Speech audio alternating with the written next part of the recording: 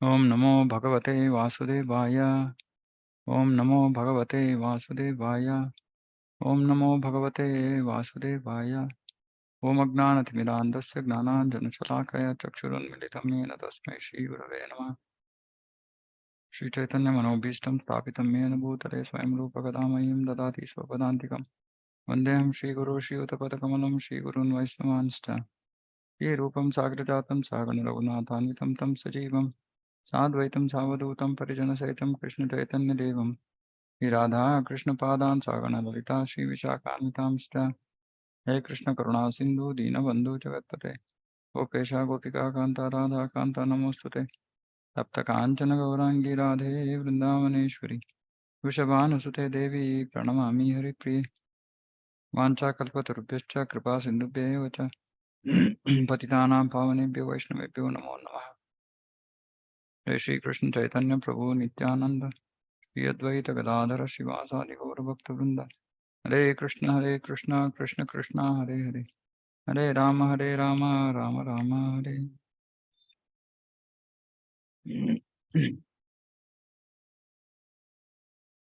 हरे Krishna. Okay, आज हम श्लोक संख्या 60 पढ़ेंगे। यतो ह्यपि कौन्तेय पुरुषस्य विपश्चितः इंद्रियाणि प्रमाथीनि हरन्ति प्रसभं मनः। हे अर्जुन, इंद्रिया इतनी प्रबल तथा वेगवान है कि वे उस विवेकी पुरुष के मन को भी बलपूर्वक हर लेती है जो उन्हें वश में करने का प्रयत्न करता है। तो पिछले श्लोक में भगवान ने उत्तम रस के बारे में बात की। और यह है कि जिसने इस उत्तम रस का आस्वादन की है, वो तो इस इंद्रिय भोग से निर्लिप्त हो जाएगा, दूर हो जाएगा। तो हमने समझा कि इस रस का आस्वादन करना बहुत बहुत प्रमुख है, महत्वपूर्ण है भक्तों के लिए। और वो कैसे हम रस का आस्वादन कर सकते हैं? जब हम भक्तों के संग में, जो उस रस का आस्वादन कर रहे हैं, उन जैसे भक्तों के संग जब हम भक्ति करेंगे, तब हमको भी उस रस का, हम भी उस रस का आस्वादन कर सकते हैं। और जब ये होता है, फिर हमें पता चलता है कि भौतिक विषयों से जो मैं रस निकालने का प्रयास में हूँ, वो तो व्यर्थ है। वो तात्कालिक है, अल्प प्रमाण का है। ये सब हमने चर्चा की। तो अभी कृष्ण बता रहे हैं कि अगर आपको इस रस का आस्वादन नहीं हुआ है तो क्या होगा? तो हमारे इंद्रियों क्या करेंगे? ये इंद्रियों बहुत प्रबल है। आगे जाके भी अर्जुन कृष्ण को बोलता, अरे बाबा, हवा को नियंत्रण कर सकते हैं, लेकिन इस मन को कैसे नियंत्रण करें? और इंद्रियों में मुख्य मन ही है। तो अब यहाँ इंद्रियों के बारे में चर्चा हो रही है कि इंद्रिया इतनी प्रबल तथा वेगवान। वेगवान का मतलब क्या है? एक क्षण में एक जगह, दूसरे क्षण में दूसरी जगह, इतना तेज, इतना तेज। हम्म उस विवेकी पुरुष के, विवेकी सामान्य पुरुष नहीं, अगर कोई विवेकी पुरुष है, विवेकी का मतलब क्या है? जो बुद्धिमान है, जो जिसके पास ज्ञान है, सब कुछ जानता है, क्या सही है क्या गलत है, सब कुछ जानता है। यह बुद्धिमान व्यक्ति है। उसका मन को भी बलपूर्वक हर लेती है इंद्रिया। इसको तो समझना बहुत आसान है। हम्म जैसे हम रास्ते में जा रहे हैं और कुछ एडवर्टाइजमेंट देख लिया हमने, या घर में कुछ काम कर रहे, कुछ सुनाई दिया, ओ कुछ नया वस्तु है, कुछ ये है वो है। अभी क्या होगा? तत्क्षण हमारा मन उस विषय के ऊपर केंद्रीकृत हो जाता है, हो जाएगा। फिर ध्यायतो विषयान् पुंसान्, आपकी वो भी आगे वाले श्लोकों में आएगा। जब हमारा मन किसी भौतिक विषय के ऊपर केंद्रीकृत हो जाता है तो गया हमारा जो भी बुद्धि है, हम ना प्रगति, हमने साधा प्रगति की है, ये है वो है, सब कुछ व्यर्थ हो जाएगा। क्योंकि जब मन उस विषय के ऊपर लग गया तो गए हम, हम्म, उससे आकर्षित हो जाएंगे और उसमें अभी जो भी करना है उसके लिए हम कर लेंगे। तो विवेकी पुरुष भी उसका मन भी ये इंद्रियों के कोई विषय के ऊपर अगर वो केंद्रीकृत हो जाए तो मन, विवेकी का मन भी बलपूर्वक वो इंद्रियां हर लेती है। हम्म, और ये विवेकी पुरुष कौन है? जो अपने इंद्रियों को बस में रखने की प्रयास में है। वो प्रयास कर रहा है कि मेरा इंद्रियों मेरे नियंत्रण में होने चाहिए, तो ऐसे प्रयास कर रहा है, लेकिन उसका मन को भी बलपूर्वक हर लेती है इंद्रिया। तो हम जान सकते हैं कि इंद्रिया इतना प्रबल है, इतना प्रबल है। ये हास्यास्पद वस्तु विषय नहीं है ये इंद्रियों का। इसलिए योग का मतलब क्या है? योग का मतलब है इंद्रिय निग्रह, इंद्रिय संयम।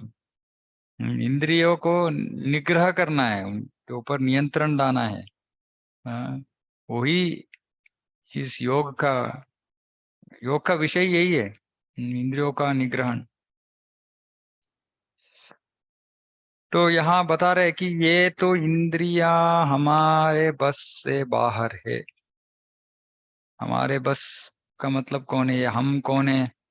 हम यानी कि आत्मा। सच में आत्मा इंद्रियों से ऊपर है। इंद्रियों को नियंत्रण करना आत्मा का कार्य है, उसमें उतना शक्ति है। लेकिन हम अभी किस तरह जीवन बिता रहे हैं? हमारे मन में ये विषय कि मैं ही दे शरीर हूँ, शरीर है तो इंद्रिया है, इंद्रिया मेरे है तो मुझे भोगना है। तो ऐसे जो मनोभाव रखता है व्यक्ति, हाँ, वो इंद्रियों के साथ साथ चलता है, क्योंकि उसके हिसाब ये तो अच्छा है, ये इंद्रियों मेरे लिए काम कर रहे हैं, तो उसको मैं और उत्साह प्रेरण करूंगा। हाँ, और उसको जो चाहिए मैं दूंगा। तो ऐसे जो जीवन बिता रहा है इंद्रिय भोगी, उसको तो लग रहा है कि नहीं, मुझे तो इंद्रियों को और प्रचोदन करना है और इंद्रिय भोग में लगना है। हाँ, तो इसकी वजह से सच में हम उसको नियंत्रण करने के बारे में सोच ही नहीं रहे। सामान्य लोग जो रहते हैं वो तो इंद्रियों को नियंत्रण करने के बारे में सोच भी नहीं रहे, क्योंकि उनको लगता भी नहीं है कि इसमें कुछ गलत भी है क्या। इंद्रियों को क्यों निग्रहण करना है? इंद्रियां है ही भोग के लिए। तो अगर हम भोग नहीं सक रहे तो वो हमारा प्रॉब्लम है, लेकिन इंद्रियों को क्यों रोके? हाँ, उसके लिए पैसा कमाओ, ऐसे सिचुएशन सृष्टि करो जिसमें इंद्रिय भोग कर सकते हैं। यही जीवन का उद्देश्य है। तो उसको देखो, वो तो इंद्रिय भोग नहीं कर रहा है, क्योंकि उसके पास कुछ नहीं है, पैसा नहीं है, स्थान नहीं है, मान नहीं, कुछ नहीं है। मेरे पास सब कुछ है, तो मैं इंद्रिय भोग करूंगा।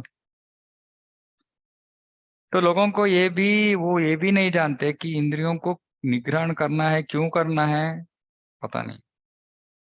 हम्म तो ऐसे जो जीते हैं उनके इंद्रियों तो उनके नियंत्रण से बाहर ही है। हम्म अभी हम थोड़ा भक्तों के बारे में भी बात करते हैं। हम भक्ति कर रहे हैं, और भक्ति करने की प्रयास कर रहे हैं, जप कर रहे हैं, प्रसादम स्वीकार कर रहे हैं, हम भक्तों के संग कर रहे हैं, भगवत गीता भागवत पढ़ रहे हैं। हम्म और हमारा इंद्रियों का सिचुएशन क्या है? हमारा इंद्रिय क्या नियंत्रित है क्या? हमारे नियंत्रण में है क्या इंद्रिया? क्या उसका इसका उत्तर क्या है? हमारे इंद्रिय हमारे नियंत्रण में है क्या?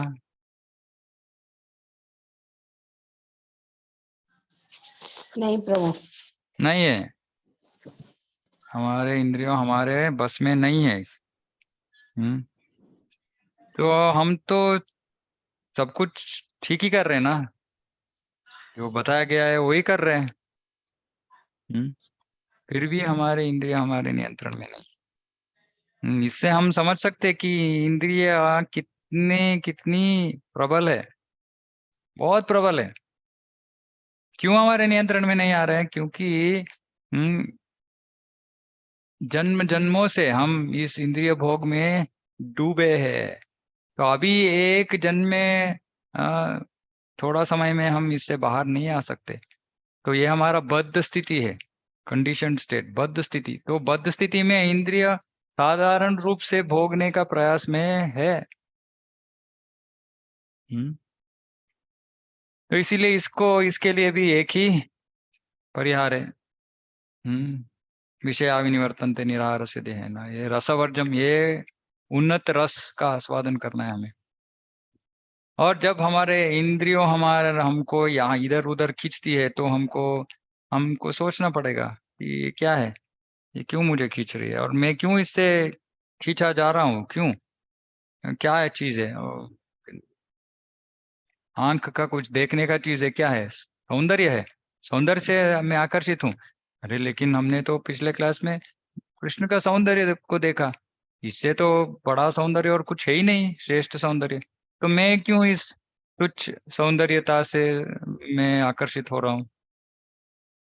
तो ऐसे हमको अपने आप विश्लेषण करना है कि हम क्यों इस भौतिक विषयों से आकर्षित क्यों हो रहे हैं। अगर हमने इस उच्च रस का आस्वादन की है, तो हम उसके साथ तुलना कर सकते हैं। अरे ये आंखों का आनंद भगवान के दर्शन से और अधिक सुंदर और क्या है, और अधिक संतोष मुझे और क्या दे सकते हैं? कुछ नहीं है। हाँ, अभी आंखों के लिए कुछ सुख चाहिए, ठीक है, भगवान का दर्शन लो, बस हो गया। तो ऐसे हम भक्ति का जो कार्य है, जैसे श्रवण, कुछ अनाप शनाप टीवी ये वो सब कुछ नॉनसेंस ही है, लेकिन उसमें अगर हमारा श्रवण उसमें अटक गया है, तो हमको क्या करना है? कीर्तन, हाँ कीर्तन इतना अच्छा है, कीर्तन सुनो, ज्यादा और ज्यादा कीर्तन सुनो। और ज्यादा सुनने से क्या होगा? धीरे धीरे धीरे ये अनाप शनाप सुनने का जो उसमें रस है वो हम खो जाए, उससे हम बाहर आ जाएंगे। हम्म तो ऐसे हर एक इंद्रिय अपने अपने जो भक्ति का जो रस है उसको आस्वादन करना है, हर इंद्रियों को।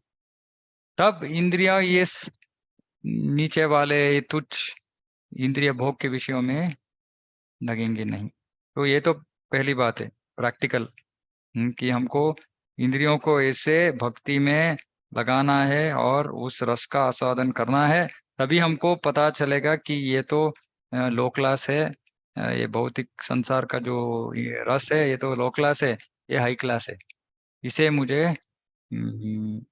इसके के पीछे भागना है। तो थोड़ा बहुत तो हमें नियंत्रण करना ही पड़ेगा। क्योंकि इसीलिए हमको इस चार नियमों का नियम दिया गया है। मांसाहार नहीं, अनैतिक लैंगिक संबंध नहीं, मद्य नहीं, और क्या है, द्यूत नहीं, गैम्बलिंग नहीं। तो ये चार नियम तो हमको दे दिया है आचार्यों ने, तो उसको तो हमें पालन करना ही है। अगर ये भी नहीं करेंगे तो हम तो पशु है, पशु से बदतर है। हाँ, तो इतना तो हमको प्रयास करना ही होगा। तो इसके बारे में भी तो मैं थोड़ा बताऊंगा, इस चार नियमों के बारे में भी, क्योंकि जो भक्त भक्ति में आगे बढ़ने का बहुत उत्सुक है, उनको इस चार नियमों के बारे में भी ठीक तरह से बहुत सारे भक्तों को पता नहीं है, ठीक से जानते नहीं है। तो उसके बारे में थोड़ा मैं बताऊंगा बाद में। अम, लेकिन हमको ये भी समझना है कि जो विषय मेरे लिए कष्ट है, वो दूसरा भक्त के लिए वो कष्ट नहीं होगा, नहीं भी हो सकता है। जैसे किसी को आंख अम, देखने की बीमारी है, जैसे कुछ भी है, तो हमारे आंखों को, अगर मुझे आंखों को नियंत्रण नहीं कर सक रहा हूँ मैं, लेकिन कोई दूसरा वक्त होगा, वो तो बहुत आसानी से उसका आंखों का नियंत्रण कर लेता है। लेकिन उसका प्रॉब्लम है कान, या किसी का प्रॉब्लम है मुंह, बोलते रहते। लेकिन किसी और वक्त को प्रॉब्लम नहीं है, वो तो बहुत आसानी से मुंह को नियंत्रण में रख रहा है। तो इसे हमको ये भी जानना है कि जो मेरा प्रॉब्लम है वो दूसरे के लिए प्रॉब्लम नहीं हो सकता है, नहीं भी हो सकता है, और उसका जो प्रॉब्लम है मेरे लिए वो प्रॉब्लम नहीं हो सकता, नहीं रहेगा। तो इसका मतलब है कि हर एक व्यक्ति का अपना अपना दुर्बलता रहती है। तो हमें ये भी देखना है कि हम किसी को देख रहे हैं और वो किसी विषय में अटक गए, और हम उनको देख के हम हंसते हैं, अरे ये क्या, ये तो मैं देखो इतना आसानी से मैं अपना आँख का नियंत्रण कर रहा हूँ, तुम क्यों इतना परेशान हो रहे हो? क्योंकि उसको वही कठिन है, मेरे लिए कुछ और कठिन है। तो लेकिन हर सब व्यक्ति, हर एक भक्त कुछ ना कुछ चीजों से वो अटक जाते हैं, इसीलिए इसको अनर्थ बोलते हैं, अनर्थ। और हमको अनर्थ निवृत्ति, या अनर्थों से बाहर आना है। इसलिए तीव्र भक्ति का हम करना, तीव्र भक्ति करेंगे तो धीरे धीरे हम बाहर आ जाएंगे। तो ये दूसरा विषय है जो हम को याद रखना है। अम,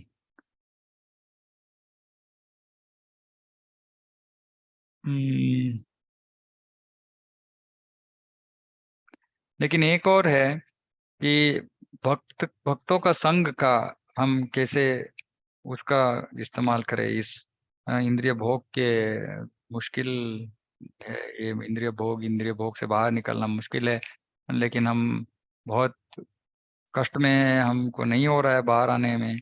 तो भक्तों का संग लेना है। भक्तों का संग का मतलब है जो उस विषय में हमसे अच्छा इंद्रिय निग्रह नियंत्रण कर रहा है, या उससे आकर्षित नहीं हो रहा है। तो जैसे भक्तों के साथ संग करना है, बात करना है, समझना है कि कैसे वो कैसे उससे दूर है और उससे प्रभावित नहीं हो रहा है।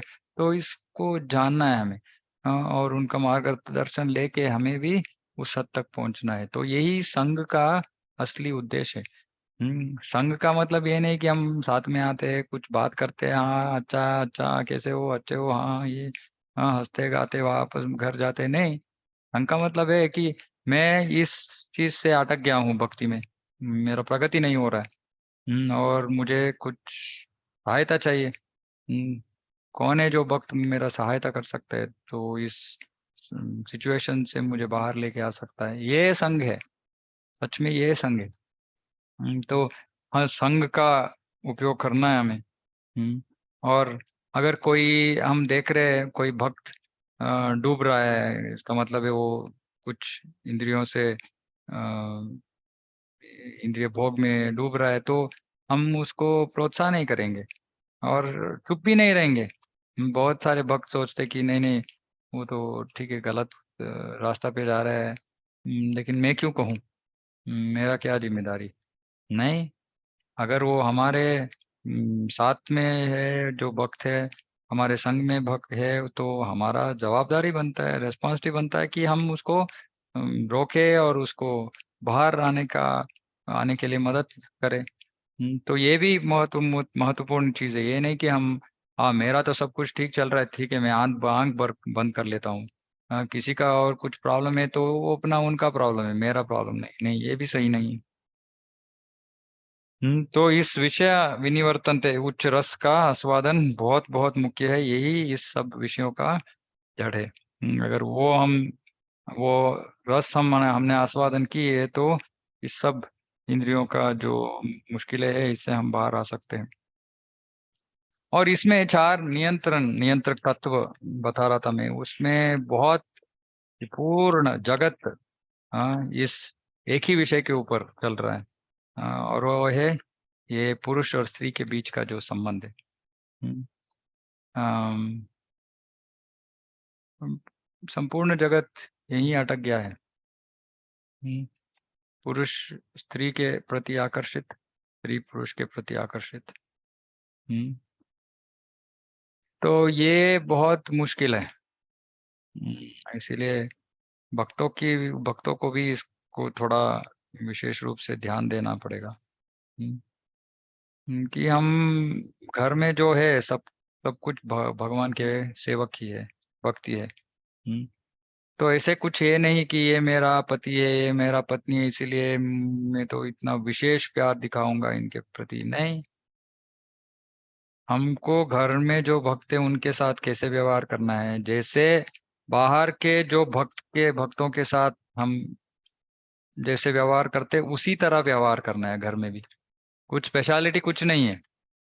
एक ही स्पेशलिटी है कि मेरा एक कर्तव्य भी बनता है घर में, क्योंकि मैं पति या हूँ या पत्नी हूँ, तो घर में मेरा स्पेशल रेस्पॉन्सिबिलिटी है, उसको निभाना है बस। लेकिन कितना कितना प्यार दिखाऊंगा, कितना केयर दिखाऊंगा, ये सब तो सेम रहना चाहिए। बाहर के बाकी भक्तों के साथ मैं कैसे हूँ वैसे ही घर के भक्तों के साथ भी। हम्म, ये बहुत महत्वपूर्ण चीज है। हम कैसे करते हैं, भक्ति में है लेकिन फिर भी मेरा बेटा, उनके, मेरे, उनके, ऐसे हम डिफरेंस करते हैं। हम्म, तो ये भी सही नहीं है। हम्म, तो ये जो गृहस्थ जीवन है, क्योंकि ब्रह्मचारी को तो ऐसे कुछ प्रॉब्लम नहीं है, सन्यासी के लिए भी प्रॉब्लम नहीं है। क्योंकि वो ब्रह्मचारी है और सन्यासी है, क्योंकि वो तो इस पुरुष स्त्री के आकर्षण में से बाहर है। लेकिन ये प्रॉब्लम तो गृहस्थ धर्म में भी है, घर धर्म में ही है, गृहस्थों में ही है। हम्म, अम, तो वर्णाश्रम धर्म में जैसे गृहस्थ जीवन बिताने के लिए नियम है, को वर्णाश्रम धर्म बोलते हैं। तो वर्णाश्रम धर्म में पुरुष धर्म में स्त्री धर्म में, और इसमें ये बहुत सारे नियम हैं जिसको पालन करना है हमें। और इसमें तो एक तो है कि पुरुष और स्त्री आपस में ऐसे मिक्स नहीं होते। पहले तो पति पत्नी भी इतना कैजुअल ऐसे घर में बहुत आराम से ऐसे नहीं रहते। पुरुषों का दूसरा जगह था, स्त्रियों का दूसरा जगह था, ऐसे वो सेपरेशन था पहले भी। लेकिन आज वो सब गया है। ये जो हम पर्दा के बारे में बात करते हैं, ये पर्दा तो पहले से ही है वर्णाश्रम धर्म में। ये नहीं कि मुंह को बंद करो, लेकिन अम, पुरुष अलग जगह पे है, स्त्री अलग जगह पे है। क्योंकि ये इसको क्या बोलते हैं, अनियंत्रित अम, साथ में मिलना जुलना, बात करना, हंसना, ये सब नहीं था पहले। आजकल हम इसको समझते नहीं, इसका कितना गहरा प्रभाव है समाज के ऊपर। वो क्या होता है, उसको ऐसे ही समाज में फैलता है। और समाज में अभी को एजुकेशन है। तो ये सब बहुत अननेचुरल है, हमारे संस्कृति के लिए अननेचुरल है, भारतीय वैदिक संस्कृति के लिए। ये सब पाश्चात्य देशों से लिया गया है।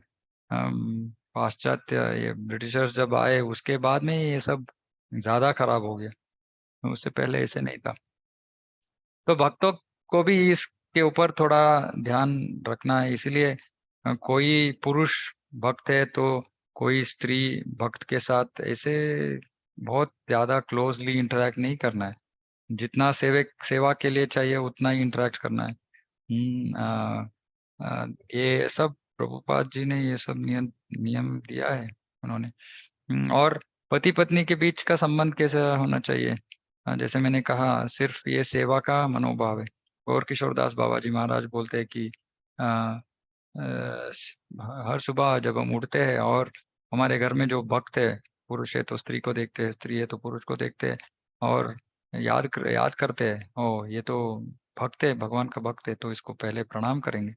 पुरुष भी स्त्री को प्रणाम करना है, स्त्री भी पुरुष को प्रणाम कर देंगे। वांछा कल्पतरुभ्यश्च कृपा सिंधुभ्यो च, ऐसे ये उस मनोभाव से हमें हमारा दिन को प्रारंभ करना है कि ये तो सेवा का मनोभाव है, तो ये तो वैष्णव है, वैष्णव का मैं सेवा करूंगा। तो ऐसे जो मनोभाव होना चाहिए।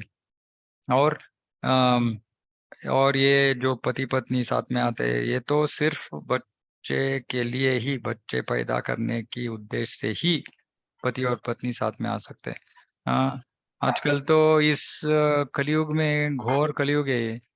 इसमें तो ये हर एक व्यक्ति गर्भ निरोधक, गर्भ निरोधक तो पाप है। हम्म तो ये अनियंत्रित लैंगिकता में आ जाता है। अनैतिक लैंगिकता में आ जाता है ये गर्भ निरोधक।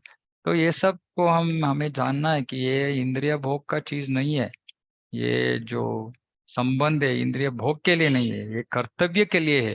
और कर्तव्य क्या है? हाँ, ऐसे एक जीव इस भौतिक संसार में आना है तो उसको सिर्फ ये गृहस्थ आश्रम से ही बच्चे पैदा करने के ये प्रक्रिया से ही वो इस भौतिक जगत में आ सकता है। तो वही एक कर्तव्य है। और दूसरा कर्तव्य है कि समाज में जो ब्रह्मचारी है, वानप्रस्थ है, सन्यास है, वो तो उनके पास तो पैसा नहीं है, तो उनका देखभाल करना वो भी गृहस्थ का धर्म है। तो दान देना, तो यही दो मुख्य चीज है गृहस्थ का कर्तव्य। हाँ, तो इसी उद्देश्य से पति और पत्नी साथ में रह रहे, अपने कर्तव्य कर रहे, और आ, हमारा जो भी रिस्पॉन्सिबिलिटी है वो निभा रहे हैं। लेकिन भोग के लिए नहीं। ऐसे नहीं कि मुझे लाइसेंस मिल गया है। एक्चुअली गृहस्थ जीवन ही लाइसेंस है। नहीं तो ब्रह्मचारी और सन्यासी तो स्त्रियों से दूर रहते हैं, ये ऐसे संबंधों से। तो जब गृहस्थ धर्म में है तो हमको लाइसेंस नहीं है, फ्री लाइसेंस नहीं है ये, रिस्ट्रिक्टेड लाइसेंस है। इसमें नियंत्रित नियंत्रित लाइसेंस है ये। इसमें है, सबको पालन करना है हमें। तो ये भी अनैतिक लैंगिकता है। तो ऐसे गर्भ निरोधक। तो हमको जानना है कि हम ऐसे अगर जीवन बिताएंगे तो ये तो परिशुद्ध जीवन है। क्योंकि तब ही कृष्ण हमारा जीवन का केंद्र बिंदु बन सकता है। नहीं तो इंद्रिय भोग ही रहेगा, इस रूप में या उस रूप में। इंद्रिय भोग ही हमारा जीवन का उद्देश्य हो जाएगा। तो यहाँ प्रभुपाद जी इस तात्पर्य में बता रहे हैं। हम्म, ऐसे विश्वामित्र के बारे में आप बता रहे हैं, विश्वामित्र और मेनका। विश्वामित्र तो महायोगी था, तो इस योगी योगियों को भी अपने इंद्रियों के ऊपर वो नियंत्रण नहीं ला सकते। क्योंकि ये तो मैकेनिकल प्रोसेस है, मैकेनिकल प्रोसेस है। और क्या होगा उससे? योग स्थिति से वो पतित होते हैं। जैसे शौबरी मुनि, शौबरी मुनि तो समुद्र के अंदर, नदी में, नदी के अंदर वो बैठ के ध्यान कर रहा है। और वहां ये दो मत्स्य को देखा। वो मत्स्य को देख के उसको लग गया कि वो मुझे भी शादी करनी है, मुझे भी बच्चे पैदा करने हैं। और वो तो उसका योग स्थिति से पतित हो गया। वो सन्यासी था, वो फिर ग्रस्त बन गया। हम्म, तो ये बहुत प्रबल है, बहुत प्रबल है। पहले इसीलिए बोलते तार मध्य जीवाति, ये सब इंद्रियों में सबसे प्रबल है। तार, ये जीवा। हम्म, हमारा जीवा, खाने का और बोलने का काम। और प्रभुपाद जी बताता है ये जीवा और उदर और उपस्थ जो ये जननेन्द्रिय है, ये तीन एक ही लाइन में है। अगर जीवा का नियंत्रण हो जाएगा, फिर खाने का और ये जनेंद्रिय का, दोनों का भी नियंत्रण बहुत आसानी से हो जाएगा। तो खाने का बहुत पहले हमको नियंत्रण करना है। आरंभ में तो ठीक है, बोलते हैं कि हाँ ठीक है, तुमको जो भी चाहिए पकाओ घर में, बिना ऑनियन गार्लिक, नॉनवेज नहीं, ये सब ठीक है, भगवान को अर्पण करो और खाओ, ऐश करो। लेकिन जब हम प्रगति करते हैं तो धीरे धीरे हमको समझना है कि इसमें भी अगर इंद्रिय भोग है, तो भी अच्छा नहीं है। क्योंकि सब कुछ हमें, हमारा उद्देश्य एक ही होना चाहिए, भगवान का तृप्ति, संतृप्ति। मेरा संतृप्ति नहीं, मेरे इंद्रियों का संतृप्ति नहीं। तो जो स्थितप्रज्ञ है, हाँ, वो अभी अगले अगले अगले श्लोक में हम जानेंगे कि वो तो उसका इंद्रिय तो संपूर्ण नियंत्रित रूप से नियंत्रित है। हम्म। तानि सर्वाणि संयम्य युक्त आसीत मत्परः वशे ही यस्य इंद्रियाणि तस्य प्रज्ञा प्रतिष्ठिता। तो इंद्रिय इतना प्रबल है, फिर भी वो जो स्थित प्रज्ञ है, वो पूरा पूर्ण रीति से वो उनका नियंत्रण करता है, इंद्रियों का नियंत्रण करता है।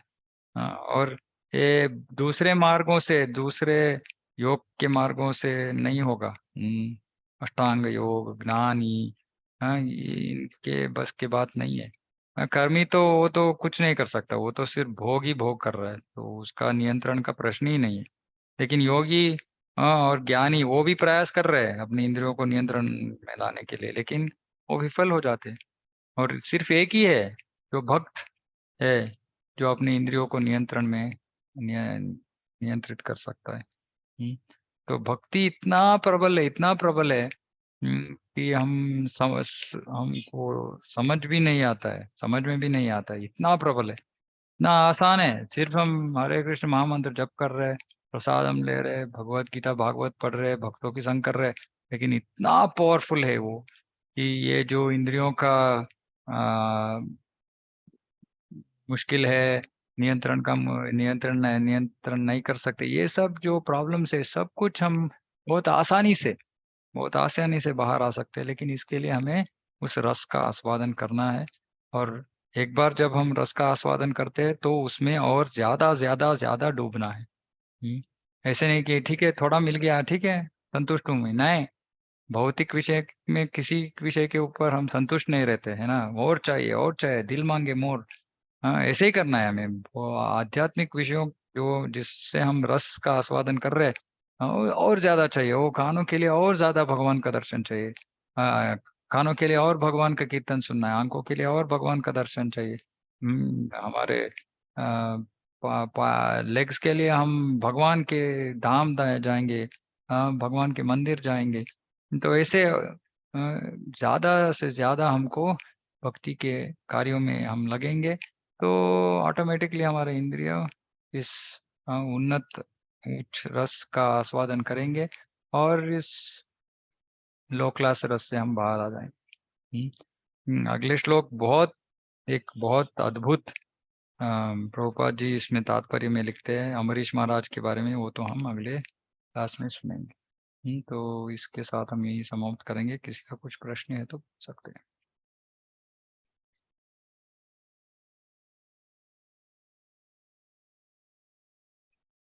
हरे कृष्णा। कुछ नहीं, सब क्लियर। हाँ प्रभु। ओके। सबसे एक विनती है, कृपा करके 8:30 को हम शुरू करेंगे, 8:29, या नहीं तो लेटेस्ट 8:30 को ज्वाइन कीजिए। हाँ, नहीं तो वो आधा अधूरा हो जाएगा जो भी हम विषय चर्चा कर रहे हैं। और मुझे भी लगता है कि कोई बाद में ज्वाइन किया, उनको कहाँ से सुन रहे वो, बैकग्राउंड नहीं है, कैसे समझ में आएगा, तो ये सब प्रॉब्लम हो जाएगा। तो थोड़ा एक 2 ही दिन है ना हफ्ते में, तो थोड़ा रिमाइंडर डाल के थोड़ा जल्दी ज्वाइन हो सकेगा, हो सकेंगे तो अच्छा रहेगा। ठीक है। वाञ्छाकल्पतरुभ्यश्च कृपा सिन्धुभ्यः पतितानां पावनेभ्यो वैष्णवेभ्यो नमो नमः। वैष्णव की जय, जगत गुरु श्री प्रभुपाद की जय। हरे कृष्ण।